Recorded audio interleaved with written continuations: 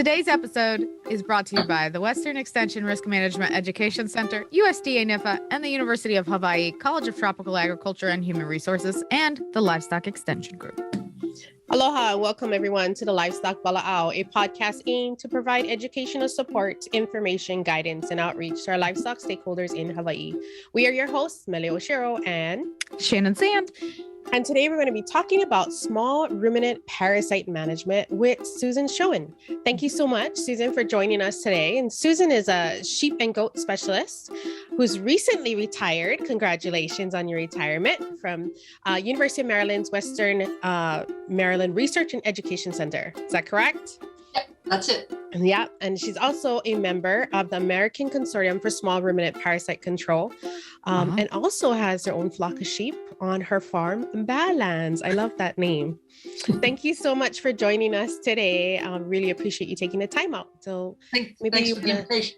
Yeah, maybe you can share a little bit about your background and your position there as you were a sheep and goat specialist. It's very recently retired, April 1st. Yeah. I've had several positions with the University of Maryland Extension. I started out as a county ag agent. Nice. I did that for about 13 years. And then for about 3 to 4 years, I was a regional farm management specialist. And then I got my dream job, which I've had for the last 20 years, and that is as a sheep and goat or small ruminant specialist. Mm-hmm. My office is located at we have several research and education centers located around the state. It's in the western one. It's kind of in the skinny part of Maryland. If you think of what Maryland on the map, we're on the middle of the East Coast, and that really skinny part is where we are located. It's a 500-acre research farm. And fairly soon after I got there, I began doing research with sheep and goats.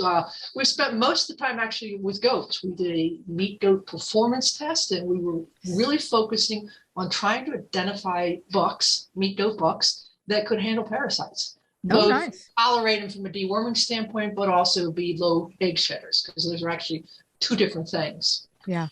So I've been in with Extension almost 34 years. My anniversary would be in July. But I decided to retire and enjoy the good life. And I'll still have a lot of connection with the University of Maryland and also with the small ruminant industry. You mentioned the American Consortium for Small Ruminant Parasite Control. I've been working with that group for close to 20 years. I maintain the website, which is a very easy to remember, wormx.info. And I'll be continuing to work with that in my retirement. I do have a small flock of sheep. I've had this flock for about 20 years. They are Katahdin. I usually run between 35 and 40 ewes, raise about 70 to 80 lambs per year. I sell lambs for meat, and I also sell breeding stock as well. And it helps keep my at least 1 foot in reality. And, that's always nice. Yes. Especially when you're like a specialist doing lots of other things. So yes, nice. Yes. And very cool. In the last few years, we actually did research, which last 4 years, we had transitioned from goats to sheep. We did a 2-year study looking at rams, wethers, and short scrotums. And we did a 2-year study on looking at supplementation on pasture. And the research will continue with my younger colleagues, and hopefully I'll be involved as well. But they're taking 1 year off to kind of fix fences and add more fences to expand the system a little bit. So I've worked with the sheep and goat industry for a very, very long time and raised them for all my life, and nothing more I would rather talk about. Well, that's good. I was going to say, I think Melly can relate to like sheep and goat, like needing to fence. So, cause she's got a couple of goats. So. Yeah. Mine just tend to come to me though, as rescues, and here, can you take this? Or here, can you take this? And then it slowly adds up. Right. And you go outside and you're like, wait a minute, where did all these animals come from? But I think so much knowledge I feel like you have to share about our small ruminants, and we're so happy to have you here. So, and like herd health is just so important, especially here in Hawaii. So you have like such a vast like breadth and depth to your knowledge. Can you share a little bit about some like management tools or some ideas where like people can get some additional information, things like that? Well, on parasites, I would say the very first place to look on the internet is wormx.info. It's got a lot of different information on it. The consortium actually includes people it originally started out in the southeastern United States, and then it kind of branched out to the whole U.S. And we also have some international collaborators in all over the world, South Africa, Europe, Mexico, Puerto Rico, the Caribbean. So, you know, it's lots of different climates and stuff. So yeah, that's good. So a lot of the folks collaborated on research and continue to do so.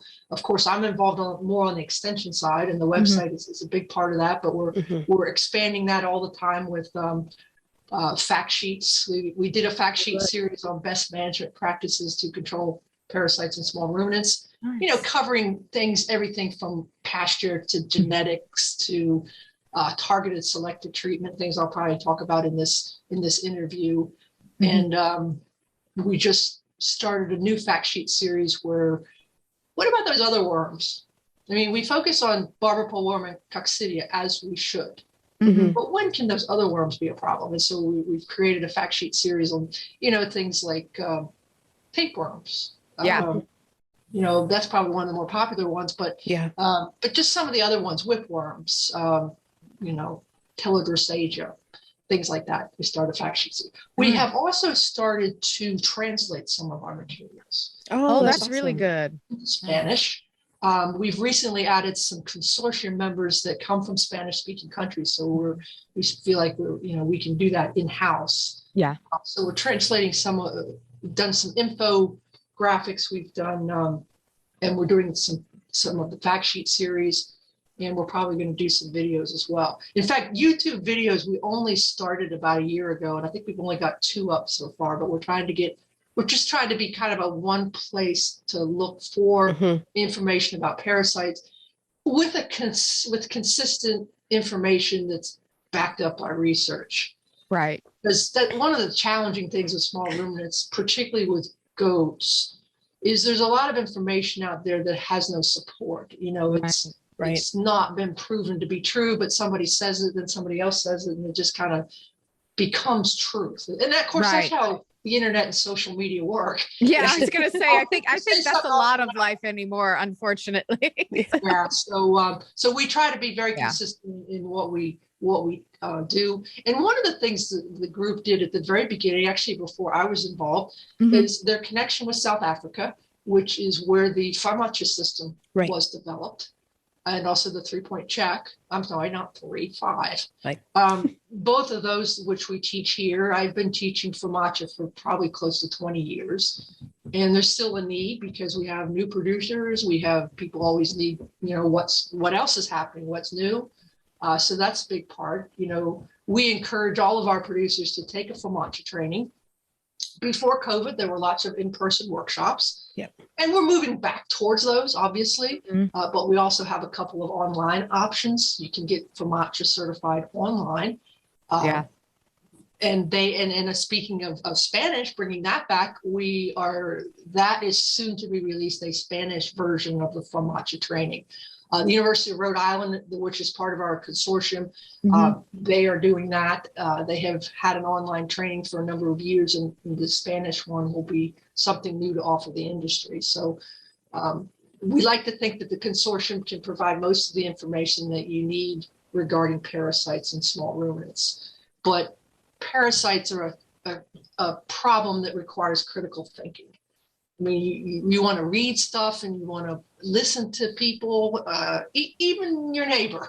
You want to listen to them. And then you need to think through all that sometimes, because sometimes it's, you want to have an understanding of parasites and not just have someone telling you, well, you need to do this, this, and this, or use these medications. You want to make sure you understand it, and so you can go about controlling it. Because, short of putting animals on concrete or burning their field down, there's no single thing that controls parasites. Right. It usually requires an integrated approach. We call our training integrated parasite management.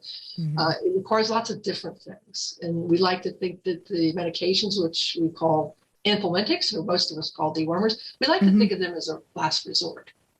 We want to have them and we want to use them when we need to, but we'd really like to do all those other things that can minimize the number of animals that need treated. Yeah. So kind of as many preventative measures as possible. As many things as we can do to prevent the problem, and then use things like the farmacia system and the 5-point check and other performance indicators to actually determine when that individual animal needs dewormed. In the past, and even in countries that have really large flocks and herds, they may still have a kind of make group treatments, but we try to encourage individual treatments of, treat each, make a decision on each animal. It doesn't take a long time if you've got handling facilities or you have an easy way to handle them. So that's what we try to encourage. Yeah, and I can imagine too, if you're going out there and you're just constantly deworming your own herd, not only are you building that resistance in them, but you're probably wasting resources financially because the dewormers aren't actually going to be effective. Yeah. And absolutely. We used to say if you deworm more than 3 times a year, that's a really serious problem. And that was back when we were talking about these whole flock treatments, when we had that mentality. But yeah, I think there's a couple of problems. I think we have people in the Southeast and probably in Hawaii that deworm a lot and maybe too much. And then I think you can go into other parts of the United States where climates are different, but it's been it's been drilled into their head that I'm a good manager, so I need to do this, this, and this. Right. And they're probably often deworming animals when they don't need to. So frequent deworming is what's contributed to the resistance by the worms to the drugs. It's definitely contributed to that. It's frequent deworming, and then, like you said, it's costly. It's costly to deworm, and probably for a lot of people, the cost is more even the labor. The labor, right? Labor, but the drugs are, they're another cost of production, and even though prices, and I assume this is true where you're at, prices are pretty darn strong, historically strong. At the same time, so are production costs, and healthcare is a big part of production costs. Not as much as feed and things like that, but still can be quite significant. So we want to, and I'll say the third reason is, our consumer today wants food, produced with less inputs. I'd like to think that most people would want an animal treated if it's sick. Yeah. But just to treat it because it's easier to do them all or things like that, I'd like to think we're getting away from that. We certainly are with antibiotics, and we use the same antibiotics in people as well. Right. But there's just lots of reasons why we want to get away from deworming a lot, and so we want to do everything we can. We still want to have the drugs when the animal's clinically ill. We still want to try to do everything we can so that we don't have to do very many of them, or we don't have to do them frequently. Right. We want those drugs to stay effective is what we really want. Right. So, as we talk about these management tools for our herds, you want to speak, fecal egg counts and whatnot is one way or tool that we can use. You want to talk a little bit about that and how you would use that in your herd to help prevent those things? There's a number of benefits of doing fecal egg counts. When you're making a decision to deworm an individual animal, however, that's not their best use. You have an animal, you wonder whether you should deworm it. Look at the animal, look at its FOMACHA score, which is the color of its lower eyelid. Look to see if it has bottle jaw, which is the accumulation of fluid under the jaw. Evaluate its body condition, its coat condition. Does it have current or previous diarrhea? Look at those kinds of things. And if you're weighing animals for performance, look at its level of performance. The fecal egg counts, to be helpful for us, we need to do a lot of them. So one of the best uses for fecal egg counts is to look at differences in animals, in their resistance to parasites. So resistance means the animal doesn't let the parasites get established, or it affects the egg laying of the parasites once it's in there. And we call that resistance, and we estimate it with fecal egg counts, eggs per gram. When an animal just doesn't need dewormed, we call that resilience. And we measure that with things like FOMACHA, things like body condition score, average daily gain, things like that. But resistance is actually the fecal egg counts. So the number is important. Not, that's another thing you get back to on an individual animal. A lot of vets will just do a simple fecal flotation like they would for your dog. Mm-hmm. And if they see one worm egg, they say your dog needs dewormed. And there's some rationale to that. I mean, your dog might sleep in your bed. Yeah. And presumably your sheep do not. Yeah. Your dog might lick your kid's face. So our dogs are intimate with us. Right. And so we have a zero tolerance for parasites. For small ruminants and other livestock, it's an expectation that they are carrying parasites. It's an expectation that we're going to see worm eggs. Although sometimes we won't. Sometimes we'll get a negative test. But we're looking for the number. And the barber pole worm, which is Homunculus contortus, she is a very prolific egg layer. So we actually can see quite high numbers. In our buck test, we could have a buck qualify in some of our standards with 2,000 eggs per gram. Wow. That's like, whoa. That's a lot of eggs. Yeah. But like I said, the barber pole worm is a very prolific egg layer. One of the limitations of fecal egg counts is when we do them, we look at all the strongel type eggs together. Yeah. And we can't differentiate them unless we hatch and look at the larva. Right. So that's a limitation. If you've got really high egg counts, chances are you got a lot of barber pole worm. But the other ones can be problematic at much lower egg counts. And so that's a little bit of a limitation on them. But if you were to collect fecals on your animals, you could determine which ones are more or less resistant. Oh, yeah. But the challenge with that, I will tell you, is number one, you at least have 10, I'm going to say at least 15 animals. Because we're making comparisons. We got to have something to compare to something.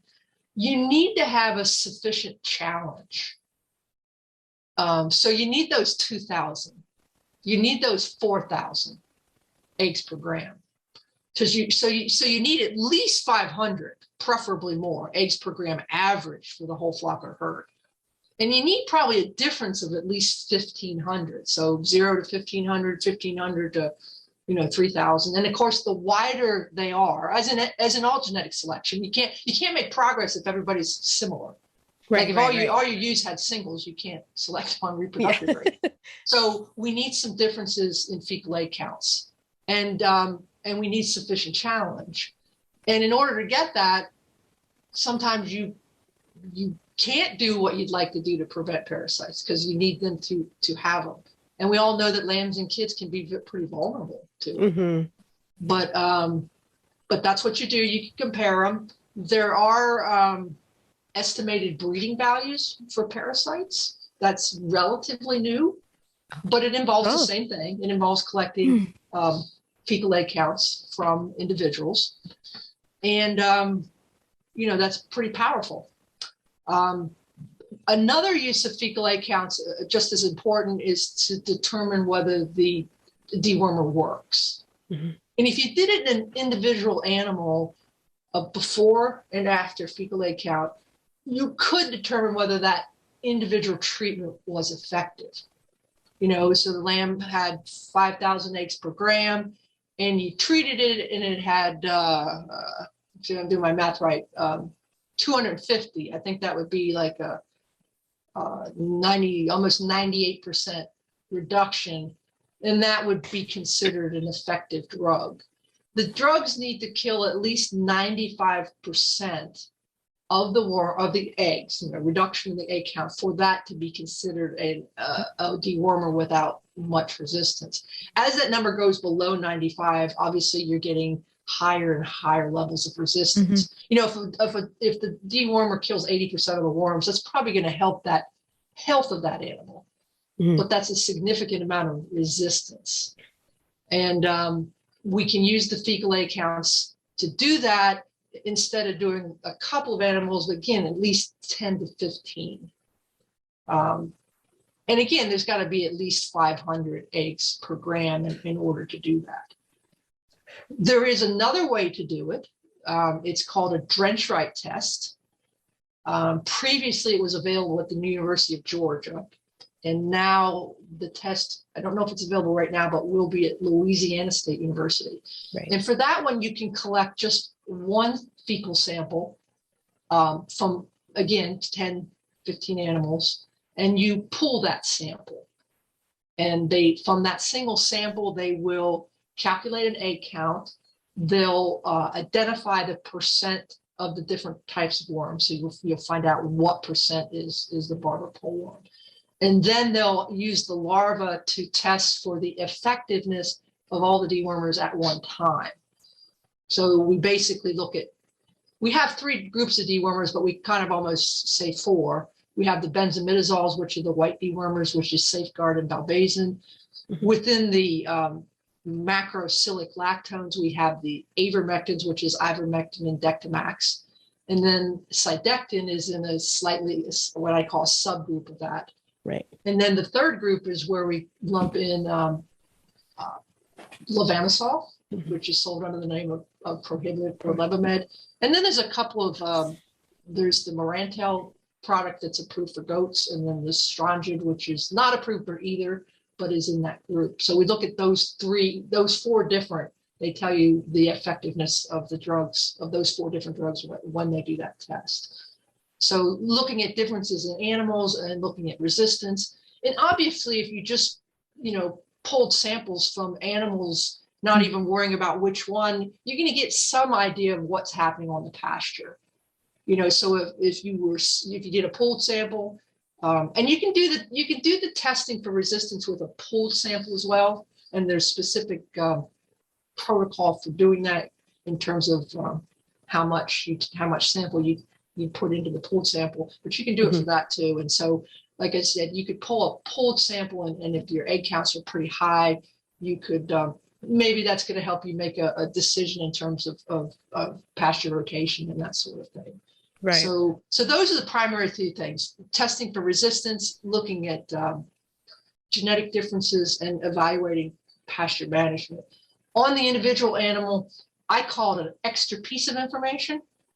So if I had a Famacha 3 and I wasn't sure whether or not I wanted to deworm that animal, personally, I'd go ahead and deworm it. But if I do an egg count and it's up to 2,500, 3,000, then I'd probably deworm it. But individual decisions are better made on those, again, Famacha. Right. Using the multiple aspect of looking at the animal, looking at the egg counts and everything else to make a decision. Yeah. And I guess that's important when you're collecting the samples for fecal egg counts. When you look at your herd, you essentially cannot be selective, and you should be more random. Essentially, that's what I'm understanding from what you're saying, so that you get this different variety or levels of counts across the herd, right? Because you don't want. Well, if you want to, for some of the testing, you need. For the resistance testing, you need these minimums. Right. So you could actually select samples from those animals that are more likely to have a high egg count. Young animals over older animals, lactating females over dry females. Famacha scores 3 and above to make sure you got that high enough egg count. When we're making those animal comparisons, we need those individual samples from across. If you want to select from across the. Now, the one thing I will say about selecting for genetic differences, we have to make sure we're comparing apples to apples. And so we have this term we call a contemporary group. And that would be a group of animals that are basically managed and fed and handled the same. So you couldn't compare an animal born in February with one born in May. You couldn't compare, you can collect fecal samples from ewes as well, parrot partridge ewes, so right around that lambing time. But you would want to make sure, again, they were from a group managed the same. I keep my ewes that have 3 or more lambs. I manage them separately from those that have 2 lambs or 1. And then I have a third management group that are my yearlings. So I wouldn't be able to compare across those 3 groups. I would have to compare ewes which within each of those groups. Same with the lambs. They have to be within each of those groups. So we have to have enough animals, and we have to have enough, we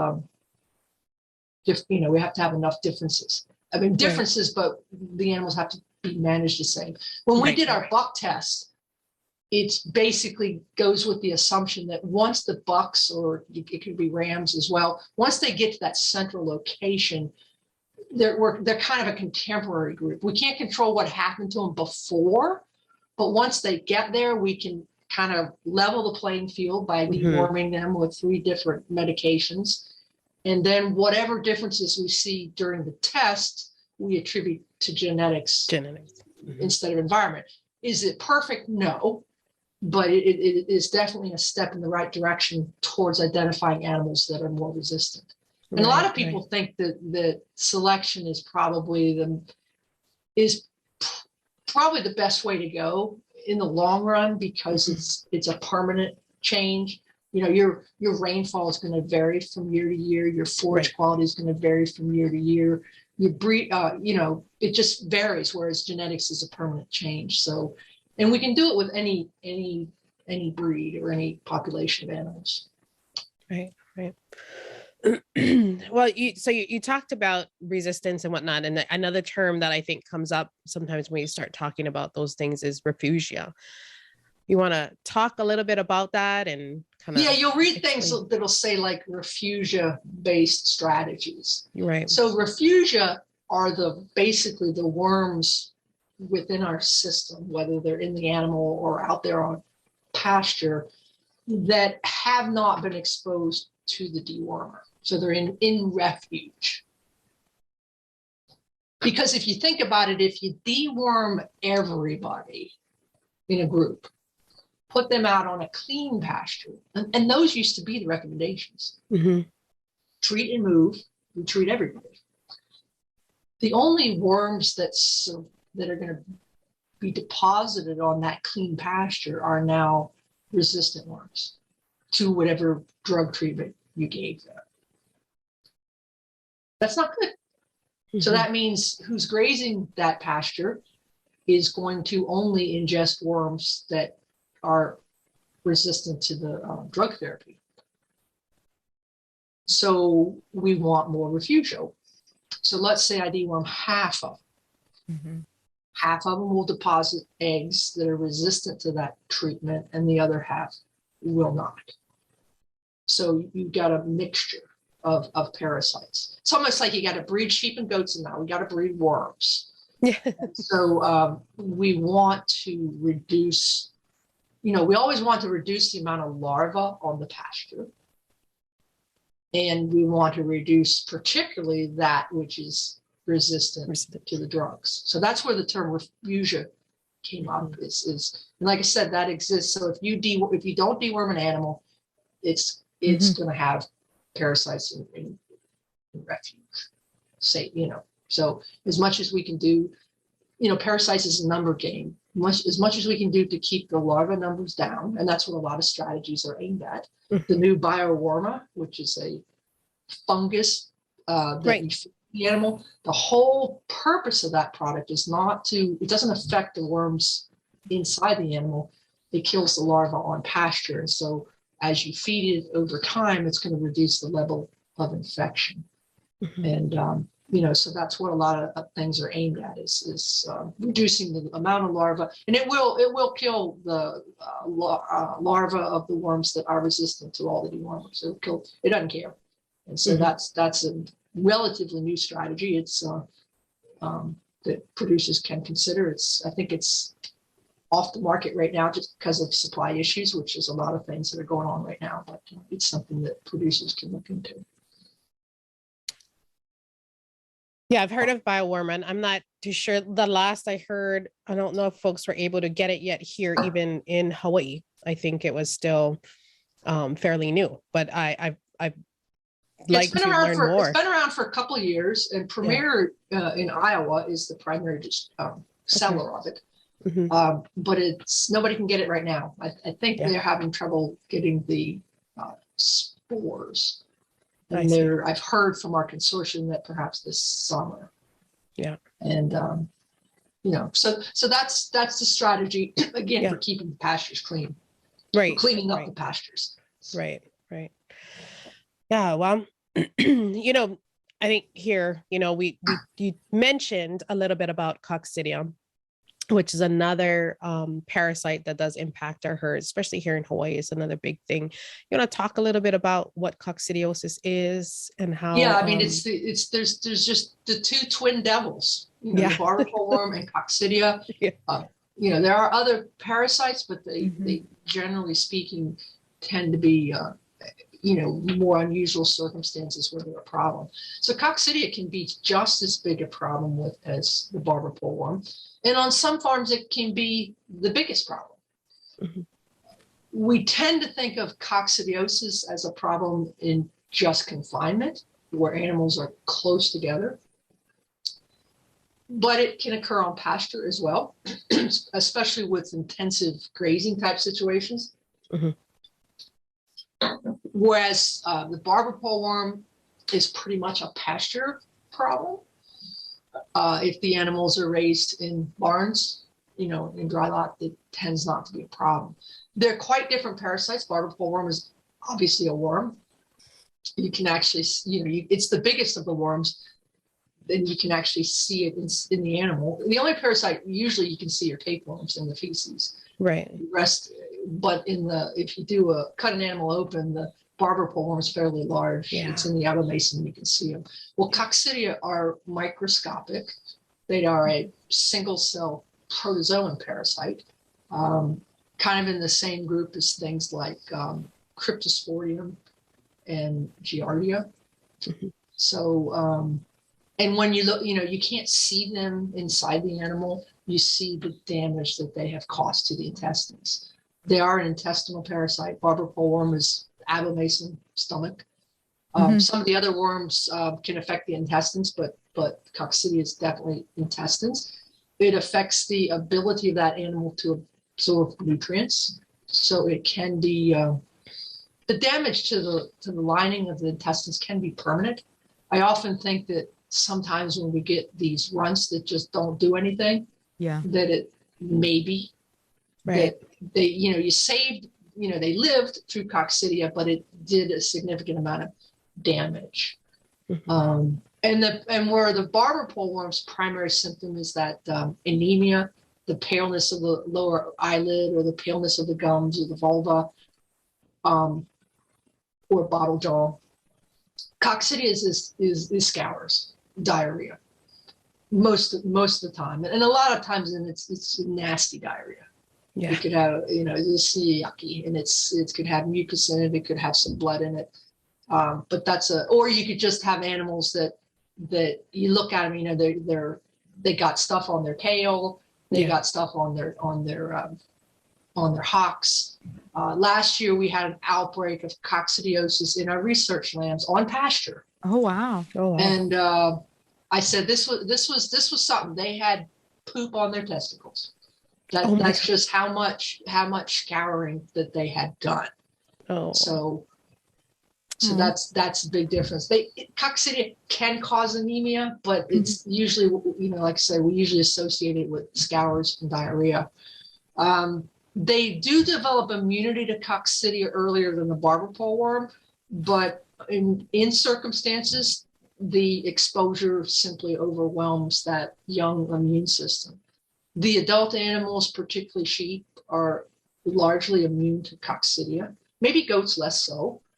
And just like we have that parapartrid egg rise, which is when fecal egg counts increase at the end of pregnancy and through lactation, it also occurs with the coccidia oocysts. So even though and the same thing can be true with worms, the mom's not necessarily clinical, but she's a source of that infection. Right. Yeah. And so it's not, like I said, it's not just the barber pole worm, it's also coccidia. Mm-hmm. One of the advantages with coccidia is we have, in some cases, I'm going to say we have better tools, because dewormers can't and shouldn't be used as a preventative. They just kill the worms that day. There's a little bit of residual effect with cydectin, but for the most part, they just do it that day and then it starts all over again. We have some preventatives with coccidiosis. We can feed ionophores, which would include Bovatec, which is FDA approved for sheep. That's Lasalicid. Rumensin, which is Monensin, which is FDA approved for goats. And then Decox, or Decox, which can be fed to either one of them. So it can go in the mineral, it can go in the feed. It's commonly included in milk replacements. And it's not to it's not to treat them, it's to prevent it, because they disrupt the life cycle. So it's not like we're going to get rid of all of the coccidia out there. We're going to significantly reduce that level of infection. And hopefully then it's at a level that young lamb or kid can fight. Right. And so what's important is that these products be fed before the anticipated risk period. So in an intensive operation, a more barn-based operation, that's going to probably be earlier. Yeah. Maybe it's 6 weeks. In a pasture situation, it could be later. And in many cases, coccidia outbreaks occur after weaning. Right. So we have to use our noggins to figure out when the best time to do these preventatives. Some people will give the preventatives to use in does that are pregnant in that last month of pregnancy to reduce, again, we're trying to reduce the number in the environment.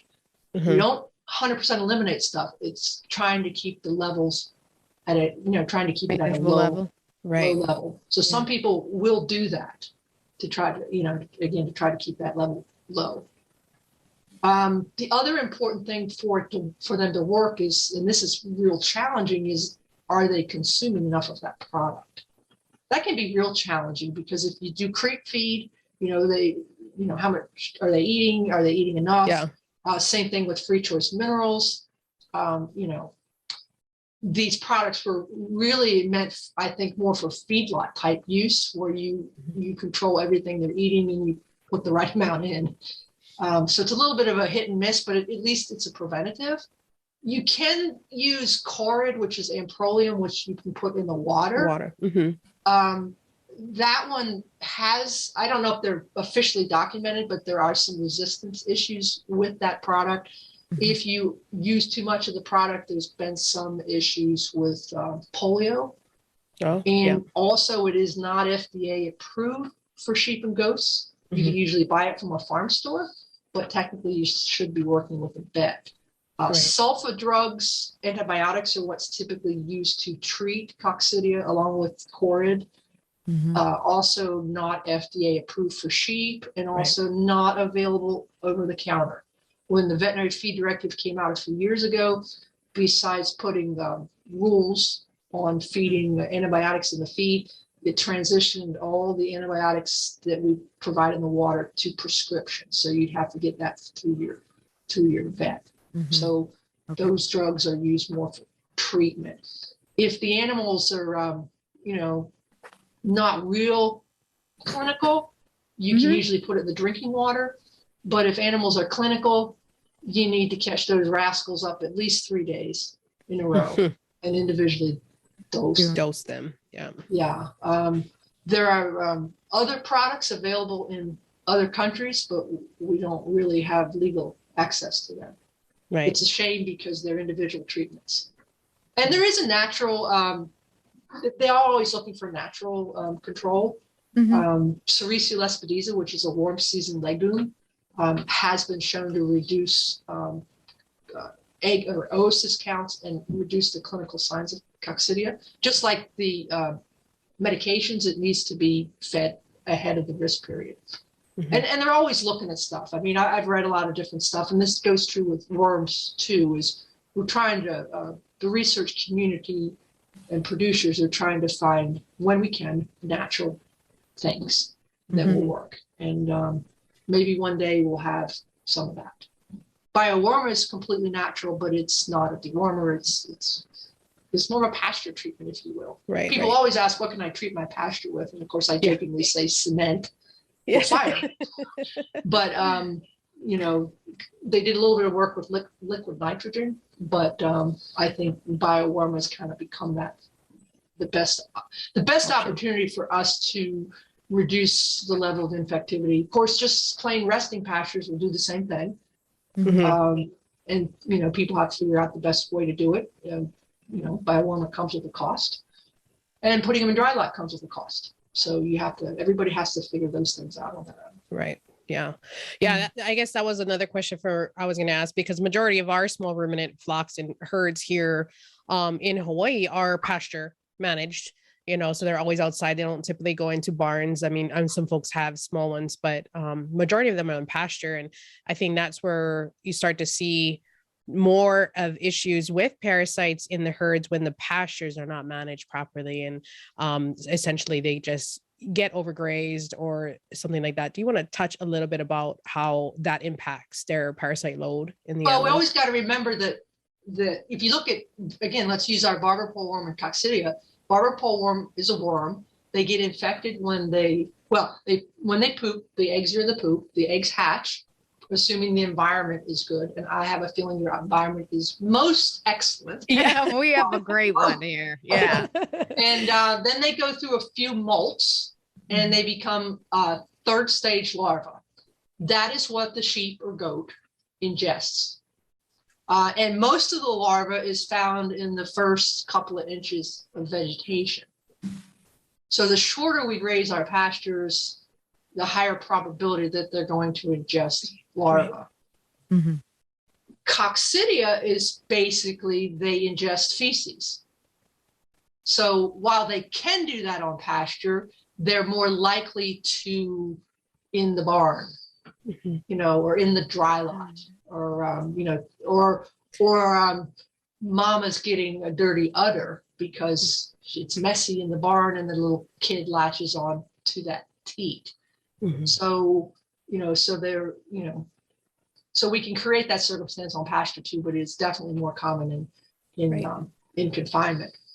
So since pasture is basically the vector of transmission for the worms, how we manage it has a great deal to do with it. Right. And of course, we always throw out the words rotational grazing. Well, that's a very generic term because it could mean you have two pastures and you flip back and forth. Yeah. Or it could mean you have a paddock system where you've got 20 or 30 paddocks. So rotational grazing doesn't always help, but when it's done in a certain way, it does. Yeah. So that the shortest that egg hatches and develops into third stage larvae is about 3 days. It can be longer. Probably very often it's only 3 days in Hawaii. So theoretically, if you move those animals off that pasture after 3 days, they're not going to get reinfected. Now, you also have to be careful about when do they come back to that paddock. So if they come back to that paddock in 3 weeks, they're going to get reinfected. But if they come back to that paddock maybe in, we often say 60 days, although again, that's going to be climate related. But at a 60-day rest period, those numbers will theoretically significantly reduce any ingestion. It never seems to be perfect. But so again, we're trying to reduce numbers. So, so you start doing the math. If you've got 3 days rest and you want to, 3 days of grazing or rotation, and then you want to rest for 60 days, you got to go, do the math to see how many paddocks you actually need. Right. So, and then again, getting back to this idea of the larvae in the first several inches of vegetation, you really don't want to graze your pastures when they're 2 inches high. And I know a lot of people do. I don't care where they live. It just seems, it happens,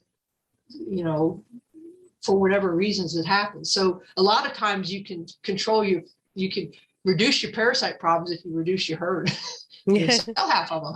I mean, if you're having to graze these very short pastures, then you obviously lack the resource for that, for that enterprise. And I know, we have different, every year the weather's different. I mean, you could have a drought, or you could, different things can affect that. Having mixed pastures, not just grasses, but legumes in there, herbs. We've grazed chicory at our research center. Of course, I don't think that's necessarily one I do where you're at, but the Sericea lespedeza is an option. I mean, when they use it for coccidia, it's typically fed in a pellet. but it's used quite a bit in the Southeast for grazing. So it's almost like you could think of it as a maybe this isn't a good way to term it, but a deworming paddock. And essentially, it's not that it deworms them, but it gives them a break from ingesting larvae. And so if you had, Sericea lespedeza, and sometimes people plant it as part of mixed stands as well. Browsing, if you allow goats to do what they were naturally intended to do, which is not to have their head on the ground, but their head up and eating browse. Right. If you had some of that, again, it would be like having that Sericea lespedeza. It'd be giving them a break. You often hear the term sacrifice area. For small ruminants, I think of that as the barn, because if you have a sacrifice area on pasture, it's going to be very short, highly infected pasture. But in your climate, like say, you don't have a lot of barns. So maybe it's dry lot. And what I mean by dry lot is no vegetation. And dry lot has a place in management. I mean, there could be years or groups of animals that they just need a break. And,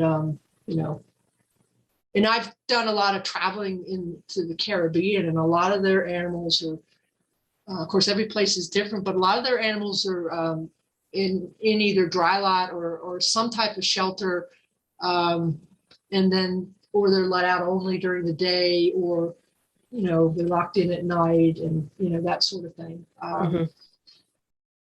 Because again, we're trying to what can we do to keep that level of contamination low? Right. I don't think our goal is ever to get rid of parasites, because most of the immunity is in the gut. And they've actually shown a couple of things. I remember a long-term study for foot rot, I think this was in New Zealand, showed that those animals that were more resistant to foot rot were more resistant to parasites.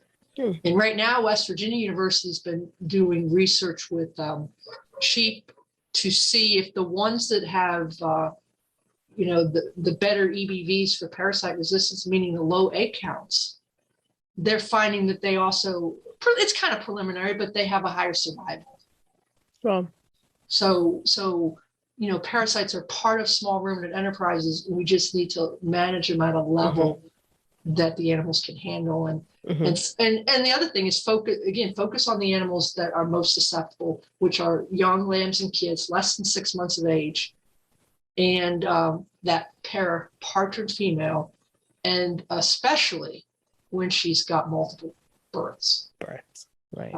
Especially 3 or more. And in case of dairy goats, the high producer, sometimes our best producers might be the ones that need dewormed because they got the higher level of productivity.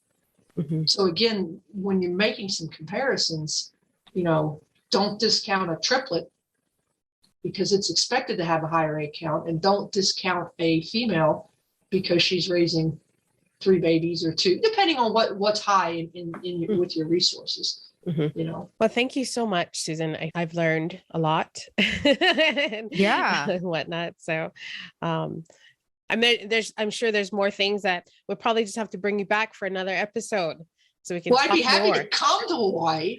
That would be absolutely amazing. We would love to do that. Yes. Yeah. We've been slowly things are slowly opening back up for us here, because we are the ones that have been closed up a lot longer and not able to get in person. But we would love to have you over here for some workshop. It would be great if we could get you over here. I think that would be really nice. Your knowledge would be very amazing. So thank you again for joining us. Yes, you're welcome. Thank you so much for joining us. Yes, thank you so much for joining us today, Susan. We hope our listeners found this informative and will be useful to their herd management plans. Also, if you have not already, please be sure to fill out our feedback fest to let us know your thoughts about this podcast, and so we know what you would like to hear from us in the future. Yeah, make sure to join our Facebook page, the Livestock Extension Group, as well as the Livestock Wala'au Instagram. Be sure to visit our UHT TAR Extension website and our YouTube channel, which will be listed in the show notes. Yep. And for additional information about this topic, see the show notes of the podcast and the description box of our YouTube page. Thanks for listening to the Livestock Wala'au. And before we go, show some love for your favorite podcast. That's us, by the way, by leaving us a review on Apple Podcasts or anywhere you listen to this. And then stay tuned for next month's episode. Yeah, thanks again to our sponsors, the Western Extension Risk Management Education Center, USDA NIFA, the Livestock Extension Group, and CTAR. Mahalo for listening. Mahalo. Ahuyo.